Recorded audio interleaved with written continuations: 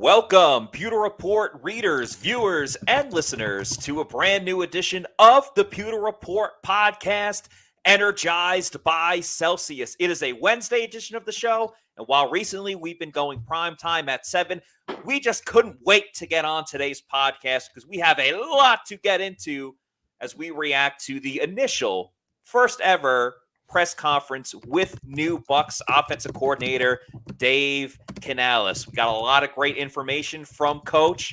Walked away from it being very impressed by what he had to say and how he responded to the questions from the Tampa Bay Buccaneers media. So we're going to get into all of it on today's show. I am your host, Matt Matera.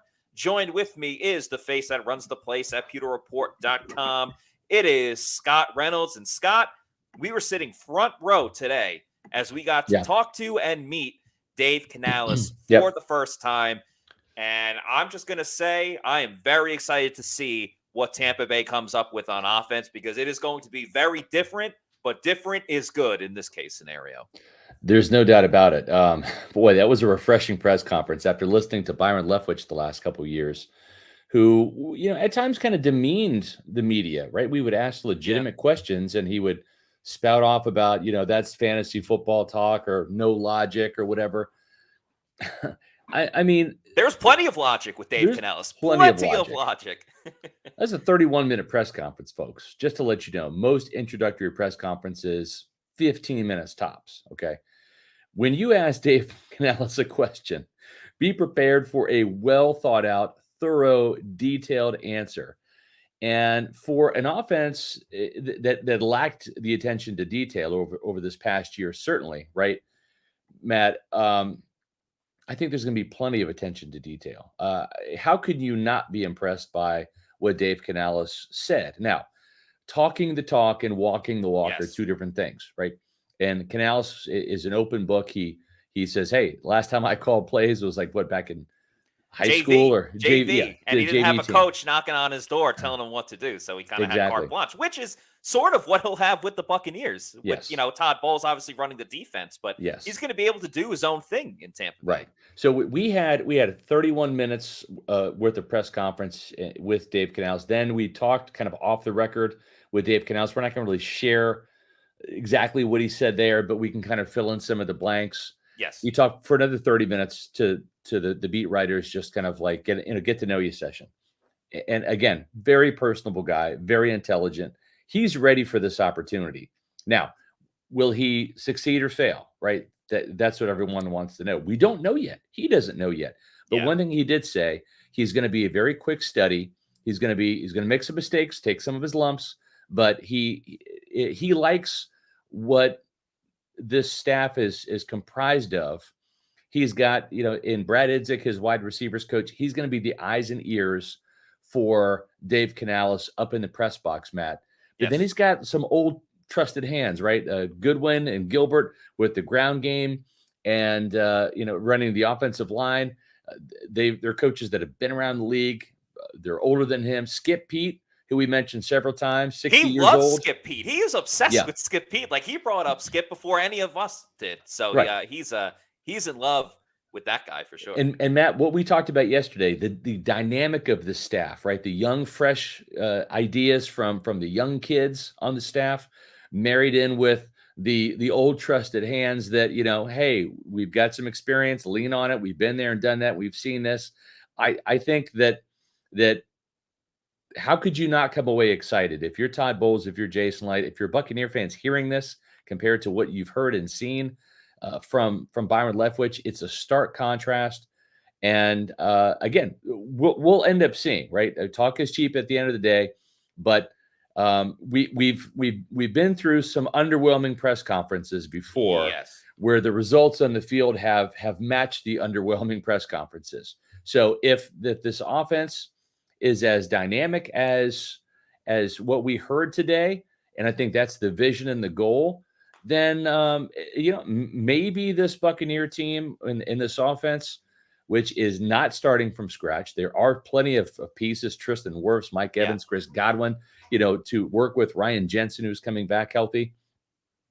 it gives you some hope if you're a Buccaneer fan, right? And the quarterback situation, we'll talk about that too. Yes. That will be settled. Right now, it sounds like it's Kyle Trask's show to run. Why? Because Kyle Trask is the only quarterback on this team right now, Matt. That's the only guy that Dave Canales could even talk about. It's the only coach that he can coach up right now. And yeah, he was asked about what other quarterbacks could they go after. And he toed the line, as he kind of has to, because he can't tamper and things of that nature. But, hope, they say hope is a dangerous thing, Scott. And I think it's important. Again, very impressed with what Coach Canales had to say today. We have to take it with a little bit of a grain of salt, because anytime there's a new regime, a new coach comes in, he's going to say a lot of the right things, and he's going to whisper sweet nothings into the ears of Bucs fans and the media. But what I will say, and you said thorough before, I think that's a great way to describe it. Detailed and explanations. I mean, he got asked a simple question about what his favorite play was when he was with Seattle. He didn't call the plays in Seattle, but he had mentioned adjustments. Oh my God, halftime adjustments. An adjustment that he made that helped the Seahawks beat the Packers in the NFC Championship years ago. And him just explaining that type of play, where the adjustment was made, how they made the safety come in, and just different styles of running that he's into, different types of play calling that he's getting into. There was more detail and explanation, as I said before, and just overall information that everyone could understand, whether you're an expert in the game or just learning the game of football yesterday. He explained it in a great way that we haven't seen a lot of coaches really get into. And maybe it's just the excitement of, okay, he's a first-time offensive coordinator. He's not in front of the media as much as like Todd Bowles once was. So he's a little bit more open, as he said, an open book, a little bit more open than other coaches would be. But I came away really invigorated with how this Bucs offense is going to look, because the philosophies, we can get into that. The traits that he looks for in a quarterback, I almost feel like this offense, sure, Kyle Trask might be the guy. There's still a long way to go. But you know how we talked about with San Francisco that their offense is quarterback proof, and it's kind of shown with Jimmy G and Brock Purdy. We can't say that yet about the Bucs offense. We literally haven't even seen them snap the ball once. But that is the vision of that. You can put anyone in that offense and still find success in it. And I think that's kind of what you saw in Seattle when they traded Russ. Everyone thought they were going to lose, and then Gino comes in, has a career year, makes the Pro Bowl. So that's sort of what Canales is trying to implement in Tampa. There's no doubt. It's a very quarterback-friendly system, and he wants Kyle Trask, again, the only quarterback he could talk about, because he's the only quarterback in the roster, but whoever the quarterback is, Kyle Trask is the player he talked about specifically. He wants him to be the point guard of the offense, to simply distribute the ball to the playmakers, right? And not put too much on the quarterback's arm in this case. And build the offense around the quarterback. That's not what the system's going to be about. In other words, he says we need to get the quarterback off the high dive, and I think that's a great explanation there. Too many times it's the quarterback way up here, and then he's got to execute the perfect dive, and if he doesn't, then you lose. They're going to run the ball a lot more. And one of the things that Canales said was, because I asked him a couple questions about the running game, which is near dear to my heart, but I asked him about, I like a good running back. I like a balanced offense, right? I mean, you look at what Kansas City did. They outrushed the Eagles. The Eagles, got to the Super Bowl because they had a balanced offense. I'm all about balance. Doesn't mean 200 yards passing, 200 yards rushing. It can be 300 to 100, but it can't be 75, Matt. You can't win with 75 yards on the ground per game on the average, and that's what the Bucs had last year. But what we're going to see is a more commitment to the running game. It doesn't mean run the ball, on every first down, because Byron didn't do that. He ran them on most, but it's just sticking with the ground game. And he used the Seattle game as a prime example, because what that does, when you have an effective running game, and that's the key word, the effectiveness. And he said there's nothing wrong with the Bucs running game last year. They just didn't run it enough. They didn't run it enough for it to be effective. And it's an accumulative attack. You start off and you might get 3 yards, right? And then if you keep doing it, the 3 yards turns into 5 and 6. And then before you know it, it turns into 12. And then it helps you in the fourth quarter, because if you are trailing a little bit and you've committed to the run and you're down by 1 score, 3.7 points, whatever, the defensive line has been worn down by facing double teams and tackling, that they're not as effective rushing the passer in the fourth quarter, because they haven't been doing that for 4 straight quarters. And when you drop back Tom Brady to have him throw 55, 60 times a game, the pass rush is even more effective in the fourth quarter, because they haven't had to worry about run fits and tackling running backs and taking on double teams in the running game and getting worn down. So I like his philosophy and style. It marries well with what Todd Bowles wanted to do all along, Matt. And the other thing we learned too from talking to Dave Canales afterwards is just like what we've thought. Todd Bowles wants Dave Canales to have complete it's autonomy. all you, buddy. Here's the it's keys. All you. Here's the keys to the Ferrari or whatever your favorite car is, your Beamer. Right. Have fun with it. Yep. Be responsible with it, but have it in the right way. And that was another big thing that he talked about a lot was working. We talk about complementary football all the time. You talk about mirroring the run with the pass, but just mirroring the offense with the stellar play at times last season, or just the good, solid defense that the Bucs have. I mean, how many times did we talk about, man, the Bucs defense gets a lot of crap, but they're the ones keeping Tampa Bay in the game while the offense struggles, and then they would have to come back at the end. He's like, man, with the defense like that, we just have to kind of stay afloat. I'm paraphrasing essentially what he said, but I think he's really in tune with the philosophy of Todd Bowles. Obviously, they're still getting to know each other, but he understands, because he said that he had it in Seattle as well, where they had, back in the day, the Legion of Boom, a great defense where the offense just needed to do its job, and maybe not the bare minimum at all, but at least keep up somewhat with Seattle's defense in order to stay in the game. And that's really all that the Bucs need for the offense this year. I mean, still a lot of pieces from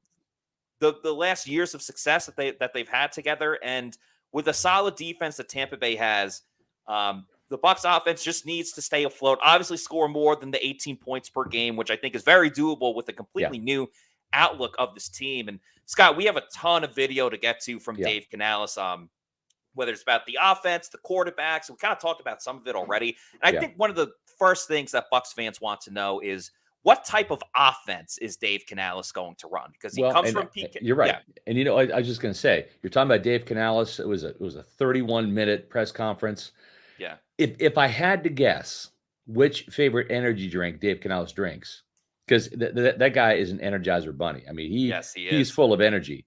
If I had to guess, and we'll find out the answer, but if I had to guess, Matt, the only choice, would be Celsius. It's the best energy drink out there. The reason why is because it tastes great.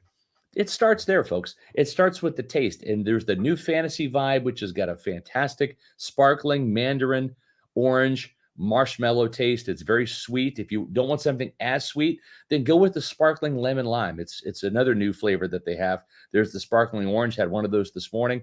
It's still one of my absolute favorites. Celsius tastes great, and it gives you the energy that you need to sustain your day, to wake you up in the morning, to power your workout. And it does so with no sugar. That means there's no sugar crash. Where can you find Celsius? Go to Amazon.com. Use the subscribe and save feature. Get it shipped right to your door. Matt, when I came home at 3:30 from the press conference, guess what was sitting outside my door? A box from Amazon with a new case of Celsius in there. I ordered a bunch. I have no idea what flavor is there. I'm hoping it's the tropical vibe because we're out, but there's nothing like coming home and having a brand new box from Celsius from Amazon waiting at your door. Use the subscribe and save feature with Amazon. Save some money, get it shipped right to you. You can say that again. A ton of great flavors. We might have to call Dave Canales the human Celsius. Yes. Just the way that he rolls. He's kind of the human Celsius. So again, people want to know what type of offense he's going to run, because he comes from Pete Carroll's coaching staff, but some of the coordinators that he's worked with come from the Andy Reid coaching tree, the Sean McVay coaching tree. So it's going to be a mixture of a lot of great stuff. So let's get to this first video of Dave Canales talking about just his offensive philosophy and his overall system, what he expects out of this offense. Yeah. What, is it more run-oriented? Give us a feel for where it comes from, how you're going to install it, and what it's going to look like. Great. So it's good. I just come fresh off interviews and stuff, so I can kind of rattle this stuff off. But number one, it's all about the ball. So everything we do, all 11 guys on the offense, is going to be about protecting the football. Whether it's in the run game, the pass game, or protection, we're going to be crazy about it. One thing that hits my brain really quick, Skip Pete is going to be our running backs coach. They had 0 fumbles lost last year from the running back. Okay, so he could have started that interview with that, dropped the mic, and then he would have been hired. So that's number one. Number two is focusing on what we control. That's your fundamentals and your attitude. So we're going to be a developmentally minded staff that's looking to develop player A to player Z. Okay, they're ours until they're not. Okay, there's no catering to this guy or that guy. We want everybody to develop their fundamental skills. And then the attitude starts with effort. And that's one thing I go back to Pete, from day one, the very first day of spring, very first day of camp, we critique effort first. So we're looking for people trying really hard. We'll get the how to, but we got to get the how much and how fast going before we can really take a step from there. The third thing, it's the marriage of the run and pass. That's our identity, is things that start looking one way but end up being different. And the thing that's going to help us, without getting into too much detail, is that we're going to do things that are simple in concept but are complex in delivery. So what do I mean by that? It's not going to be a lot of plays. It's going to be a few plays out of different personnels and different looks, so that our execution stays at a high level there. And then we're going to be situationally aware. We're going to be a very smart football team. We're going to know what we're looking at, the situations, the play calls are going to come out based on the specific area of the field. The players are going to be aware. When we get this situation, we should probably only be calling this 1 or 2 plays. They'll be in tune with a lot of that stuff, and then of course ready to adjust. And the thing that allows you to adjust is by not having so much volume. When you keep the package tight, then you're able to adjust and make fine-tune little fine-tuning changes within a game plan so that they can continue to play fast.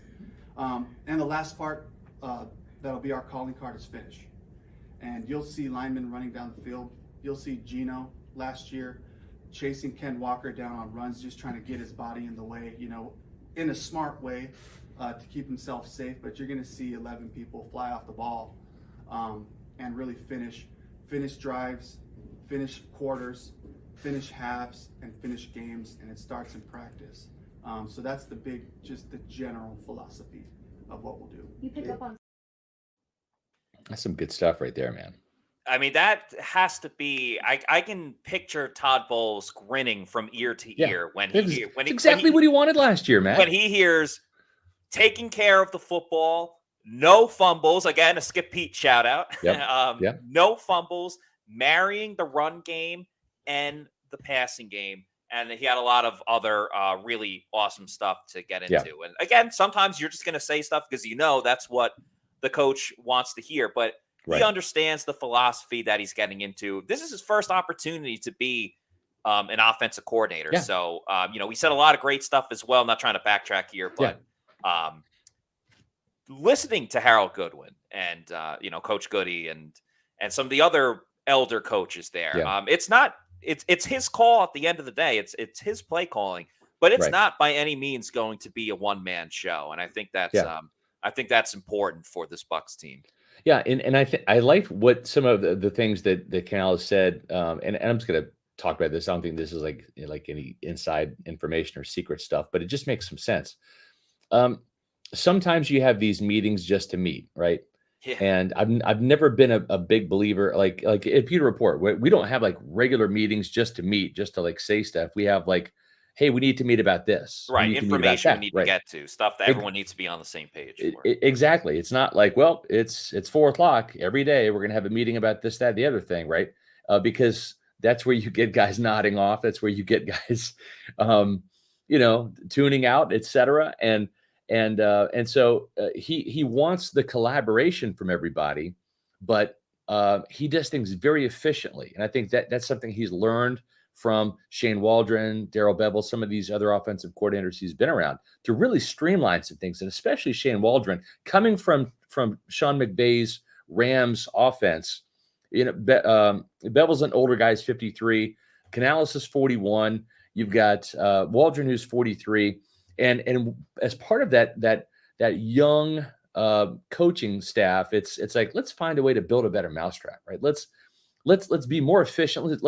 Let's cut out some of the BS and do things, the way it should be done, not the way it's always been done, right? Yes. Innovation, new ideas, fresh concepts.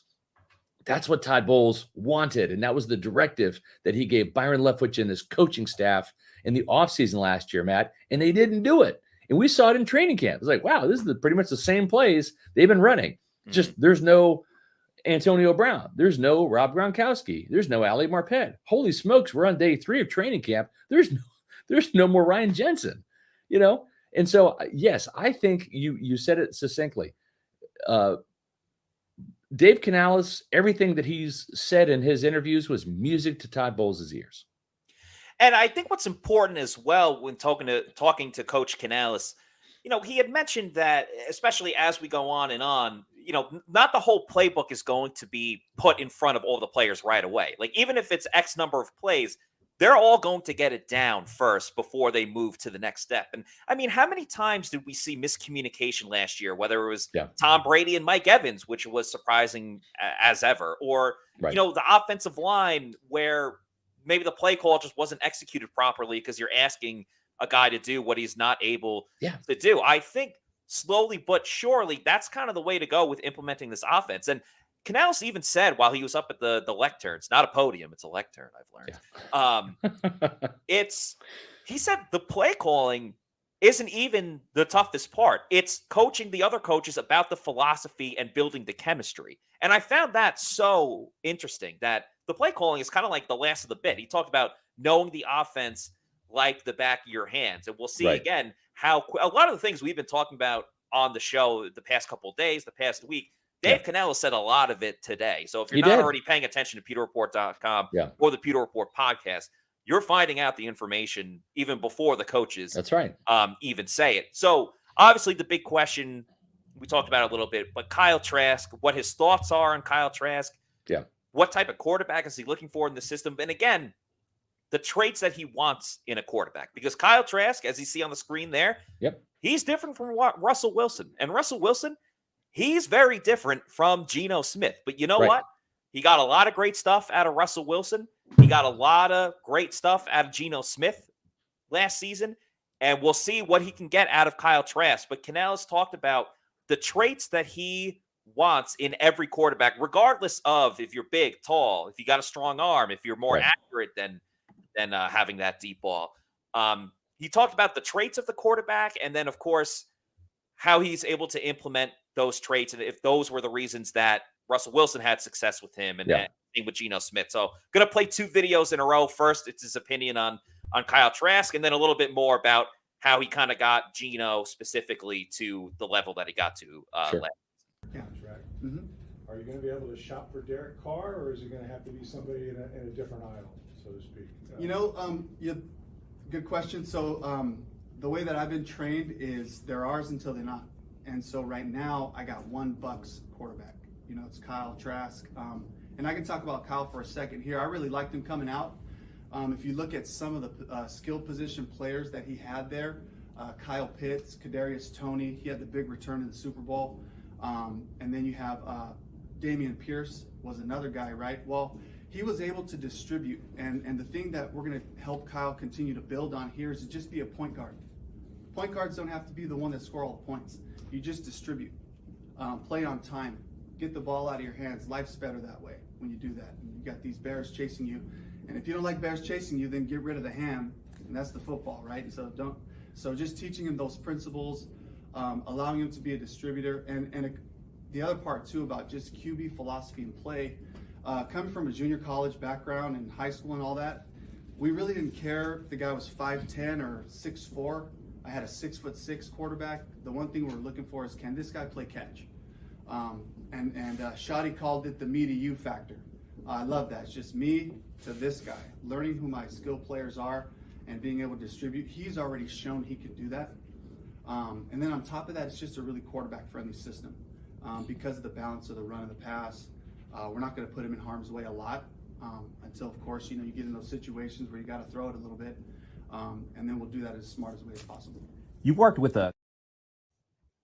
And then here's the second part of that. Absolutely. So, and that's where the system has proven itself. It's a style of play.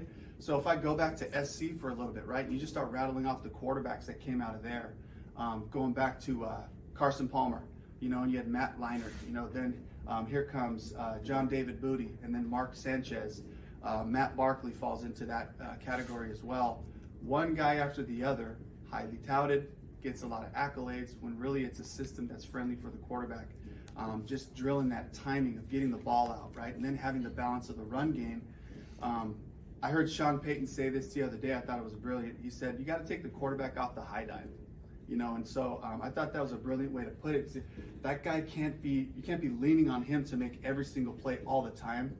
And the best way to do it is just hand it off to your talent in the backfield. So teaching the quarterback how to win was critical. And that's where my training from Carl Smith, I mentioned Tater, we call him Tater affectionately, but he really taught Russell how to win, how to manage the game.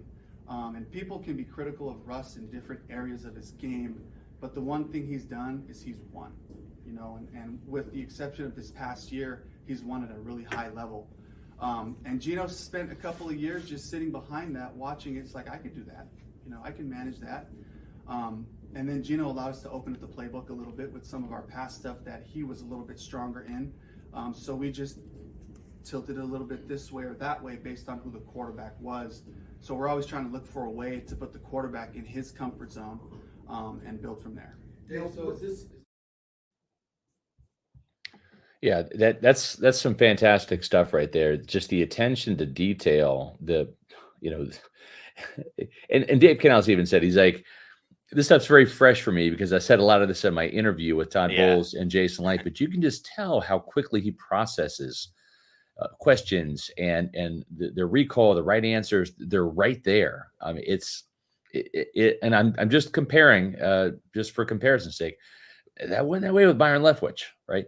And I'm going to say that calling a game is different from doing a press conference because public speaking is a little different, right? Sure. Than other aspects of life and people's work. But again, how can you not be impressed with the level of specificness when it comes to his answers, the detail of which he is drilling down into you. We as the media today, and I think Buccaneer fans out there too, you'll agree, we were in class today, right? This was intro to Dave Canales' Bucs offense 101, right? This was the first day and he's giving us the syllabus. He's reading down the syllabus, and we did as much as we could in 31 minutes. But imagine being Mike Evans or Tristan Wirfs, right? Or Rachaad White. And you're sitting in this offensive meeting and you're hearing the same type of communication style from Dave Canales. How can you not be excited? How can it not absorb into you? I'm just very encouraged by what we heard today from Dave Canales. By the way, he's got a lot of great analogies. You heard him talk about getting the ham away from the Bears if you want the quarterback to have a successful game and get rid of the ball quick. You mentioned before, and he said it about getting off the high dive. So a lot of great analogies there. And then another thing that Todd Bowles is absolutely going to love, when he was talking about kind of what sparked all the great play by Russ with the Seahawks and Gino, was that he taught them how to win and how to win the right way. Right. And we said this before on the show. Todd Bowles does not give a damn how the team wins the game, as long as you win the game. Yeah. So I think this year, if the Bucs have a good season, they're going to win in very different ways. There might be one game where they throw it 51 times. Not all the time. Obviously, Tom Brady did that a ton. There might be another game where they run it 40 times because that is what is beating the opponent in front Right. of them. So the adaptability, I Yes. think, is more than anything else.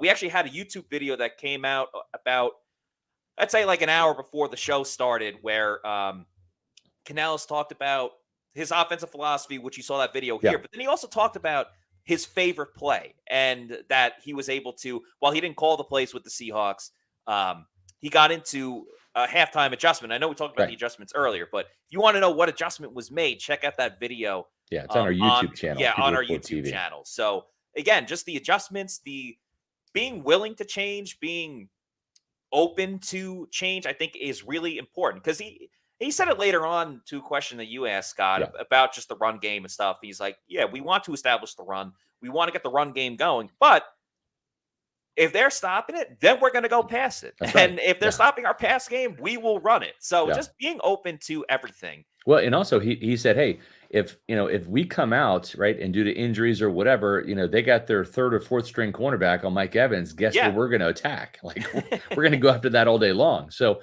I love the adaptability that he's articulated, right? Because that's something that it seemed like here's Byron Leftwich. Well, this play isn't working. Let's try this one, or let's try this one.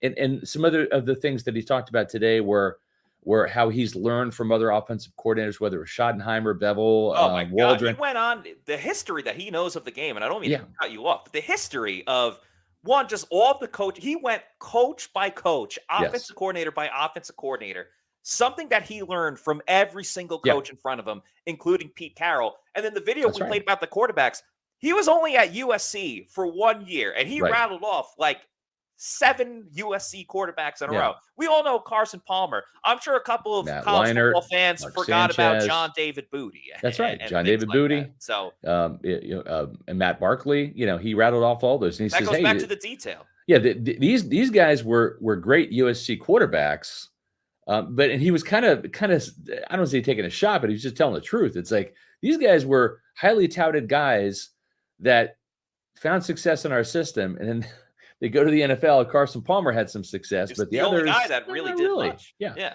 He's But what I was going to say about the adaptability, of his attack or philosophy, if you will, is just the fact that even though Pete Carroll, he hated the term "establish the run," right? Yeah. And he's like, we want to run the ball, but you don't have to establish the run. And I think that kind of dovetails with what you were saying, is they're going to win a lot of different ways.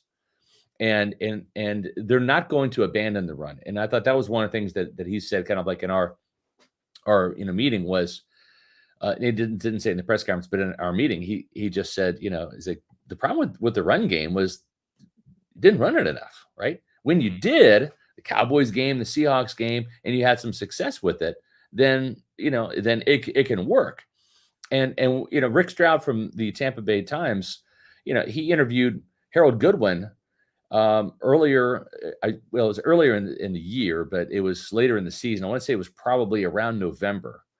And Goodwin pretty much came out and kind of threw Leftwich under the bus and said, yeah, we put all these runs in during the week, and then they don't get called during the game. We end up running the ball 10 or 12 times. I'm paraphrasing, but that was the gist of the article.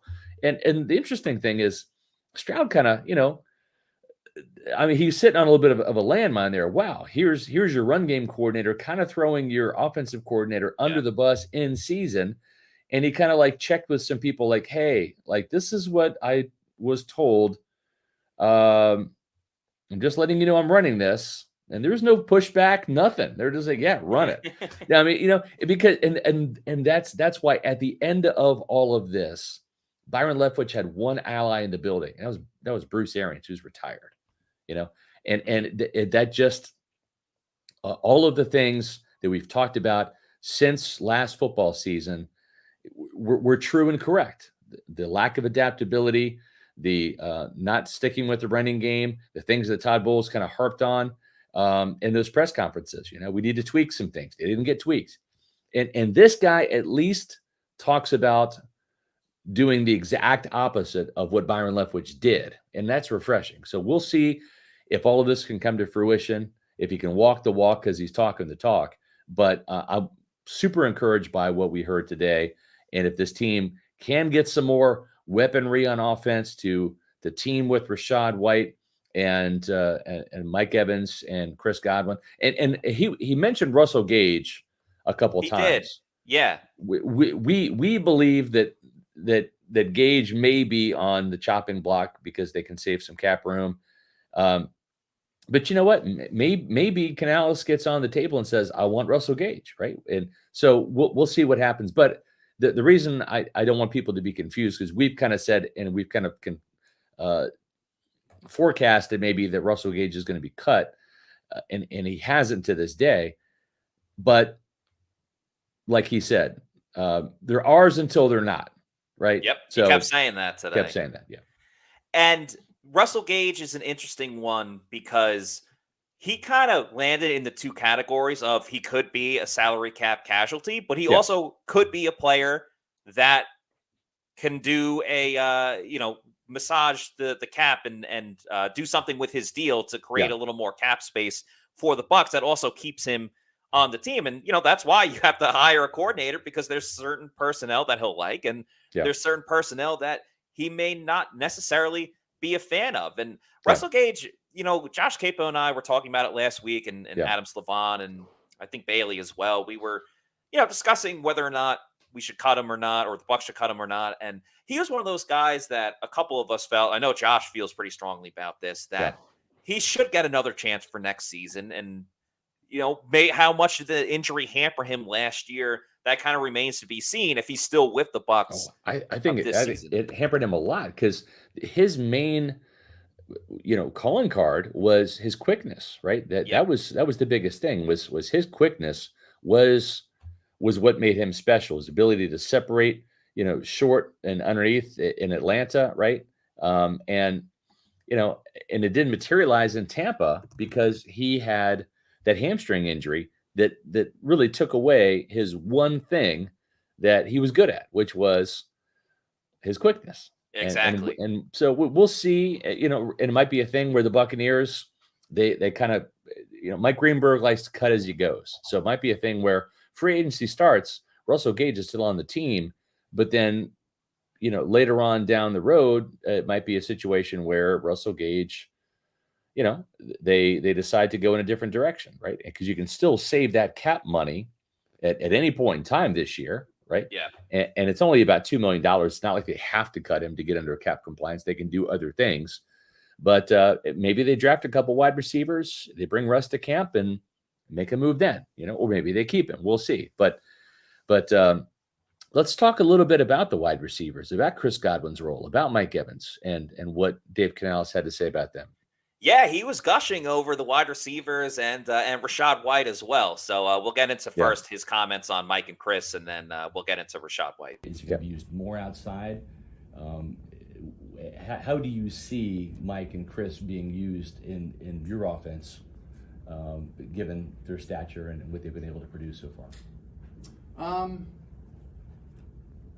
I would say specifically, they just do so many good things outside the numbers with the one-on-one matchups. That'll definitely be a part of what we do. And then moving the receivers to gain access.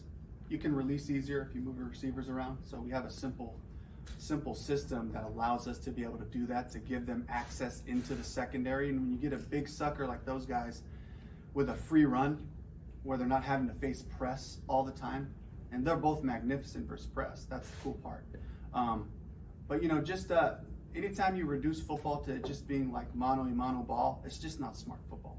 So anything that you can do to get a matchup, advantageous matchup, or to move a guy to gain access, we'll do those things. And we definitely use our receivers in the run game. So having two big guys who can do that is awesome. And actually, Russell is fantastic in there too. He's really tough. So that's another guy that we'll be able to use. So sorry if I didn't answer that specifically, but. Yep. Comments on Rachaad White. Oh yeah, just what shocked me about that was the toughness and the style that he ran, because I saw him as this like versatile guy who you could run routes with out of the backfield, split him out wide and do some things like that, plus the run game. But then you see his attitude, in person in Germany, and just see the style that he ran downhill. He was aggressive. the violence that he played with, and you go, wow, this guy could be special. He's got some great skill set that really fit into our system. Yeah. As talented as all these guys are, I mean, how many times did we see Mike Evans, unless it was a go route down the field, Mike Right. Evans wasn't really wide open too many times, unless it was like the Right. deep ball down the field. Chris Godwin, for all the catches he made, as you see right there was a defensive back literally like all over his back every single time he tried to make a play. So separation was very few and far between for the Bucs receivers last year. Yeah, that's a fact. And I like the fact that he's going to be getting his receivers help scheme to get them open, right? Some free releases. Boy, that sounds nice. And I'm sure Mike and Chris will appreciate that. It's interesting. It sounds to me like we're going to see a lot more of Chris Godwin outside the numbers and out wide rather than in the slot. And I think that's going to do a couple things. It's going to help the Bucs perimeter run game because Chris Godwin was doing so much. And keep in mind, the Bucs ran more of a gap scheme where it's between the tackles running. And that's why you had Chris in the slot motioning, sometimes into the hole or cracking back on a linebacker, et cetera. But trying to run to the perimeter more often with Mike and Chris as blockers out there can help spring some of the longer run plays. As Warren Sapp's famous for saying, the biggest plays in the NFL happen down the sidelines, right? Whether they're wide receivers or whether they're running plays, whatever. That's where the alleyway is. That's where the real estate is, because that's where fewer defensive players are, right? So it just makes sense. Don't run where all the players are, run where they're not. And so again, I think we're going to see more Chris Godwin outside the numbers as a wide receiver rather than a slot receiver. This is not Bruce Arians' offense anymore, where everything's going to go through Godwin in the slot. And I think it's going to keep Chris Godwin healthier. He took a lot of punishment banging in with linebackers and run blocking and going across the middle so much. I think we're going to go back to some of what he was able to do with Dirk Cutter, right? If you remember that game-winning touchdown. His best year was with, and he's had great years in Bruce's system, but his best year was 2019.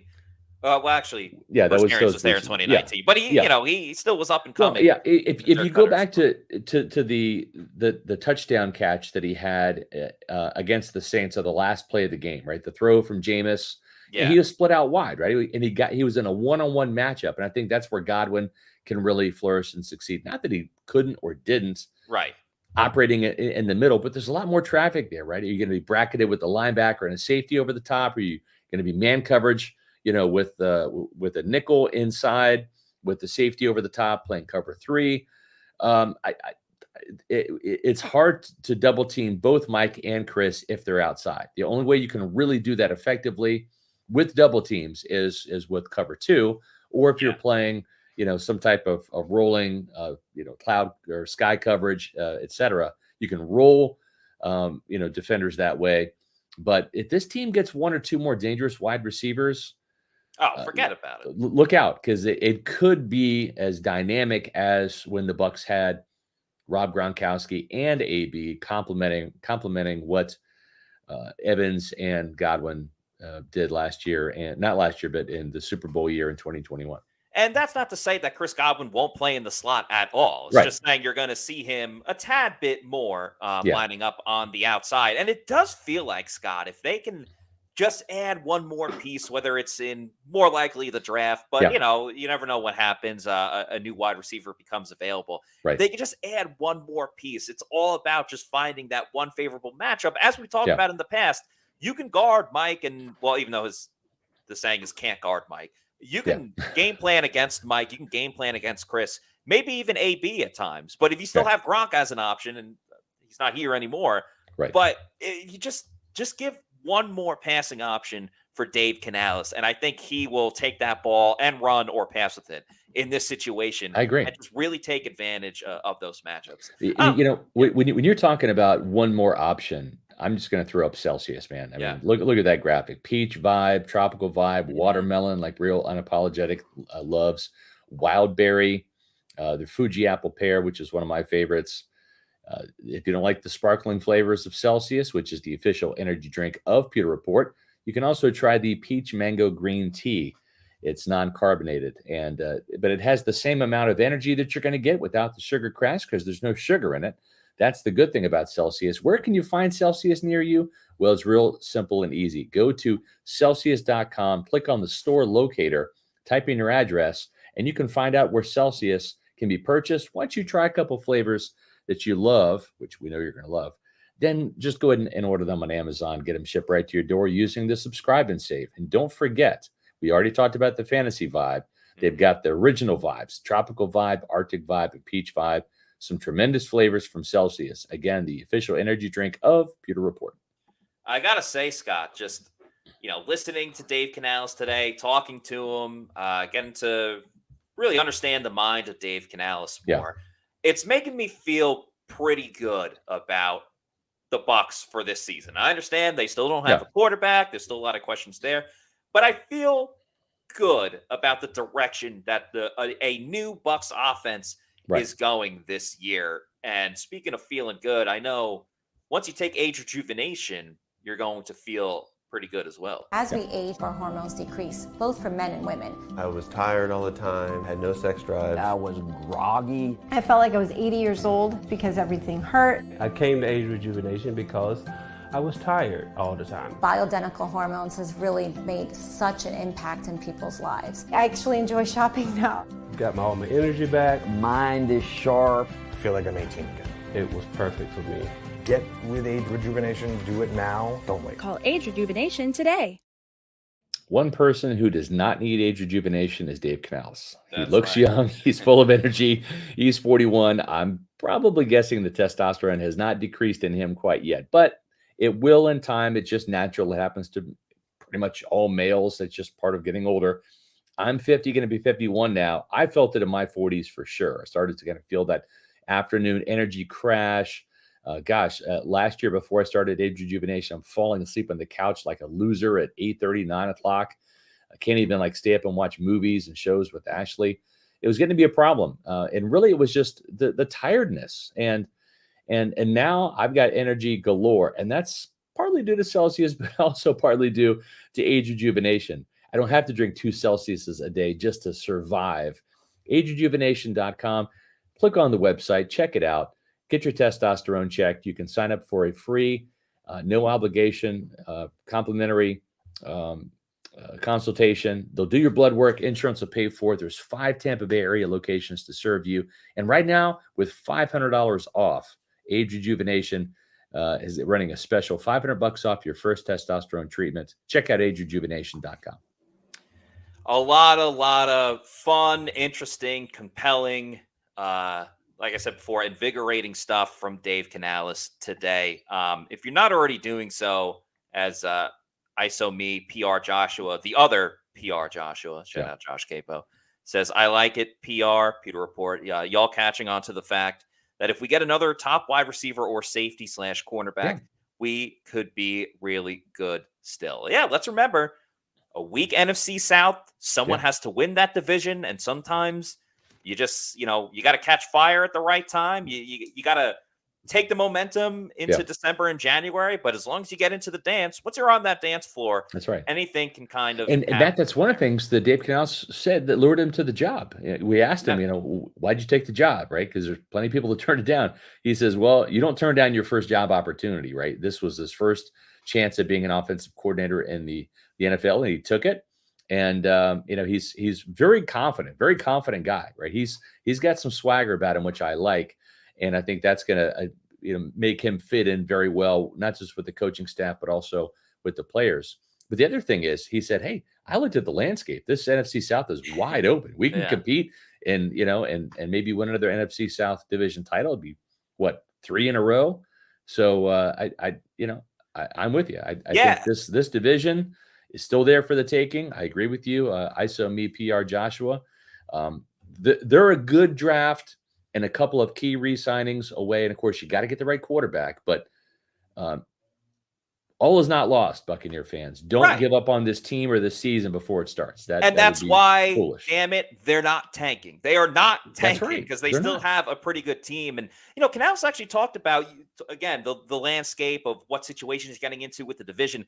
The other team that he mentioned that he spoke to was the Ravens that he was interviewing with. And, Yeah. I mean, think about it. That AFC North, the Ravens are certainly talented. And when you have Lamar Jackson, that goes a long way. But Lamar Jackson, the contract dispute, that's hanging over everyone's head over there. That's not the most ideal situation. Plus, you have the Bengals who have won the division the last 2 years in a row. Joe Burrow ain't going anywhere. He's going to be there for the next decade. The Steelers, I understand they're on a downtick, but again, the age-old stat that Mike Tomlin hasn't had a losing season or never had a losing season since he's coached the Steelers. Like, that's not an easy division to go through year after year where, again, Tampa, it's kind of a race to get the quarterback. Whoever gets the top quarterback could win the division. So I think that goes a long way. And I was going to say, here's just an answer to Louis Flash's thing real quick. Scott, who was offered the OC job and turned it down. I don't want to talk out of turn, so I'm not going to say that, that there was a specific offer made, right? That, hey, we'd like for you to be the offensive coordinator. I don't know that. But either that happened, an offer was made, or before an offer was made, I can tell you with certainty, Todd Monken, Dan Pitcher, and Clint Kubiak told the Buccaneers no. So either they offered one or more of those gentlemen the job and they turned it down at that time, or before the offer was made, they withdrew their name. So that's 3 out of the 10 guys that they interviewed. And one of those 10, Dave Canales, said, hell yeah, I'll take it. Sometimes that's all you need is the one. By the way, everybody, if you're not already doing so and you like our content, please follow us on our social media. On Twitter, Instagram, and Facebook, we are at Pewter Report. And then on YouTube, please like and subscribe. Hit that thumbs up and subscribe to Pewter Report TV.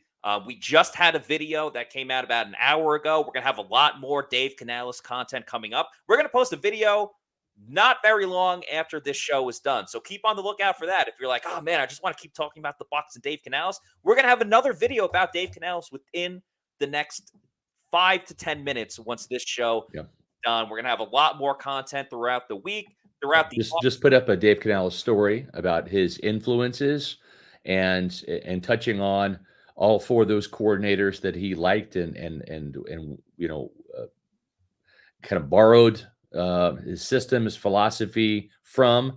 So that's a read up there on pewterreport.com right now. We'll have plenty more content later tonight on pewterreport.com and on Pewter Report TV, our YouTube channel. Yeah, exactly. We have content coming all over the place. So however you best want to consume your content, please go ahead and do that on Pewter Report's socials and website. But that's going to do it for us for today's show. We will have another one tomorrow at 7 p.m. as we talk further about Dave Canales and everything else going on with the Bucs. But until then, for Scott Reynolds, I'm Matt Matera saying thanks everybody for watching, and we will see you tomorrow at 7 p.m. for another edition of the Pewter Report podcast. Out. Just couldn't wait till 7 tonight.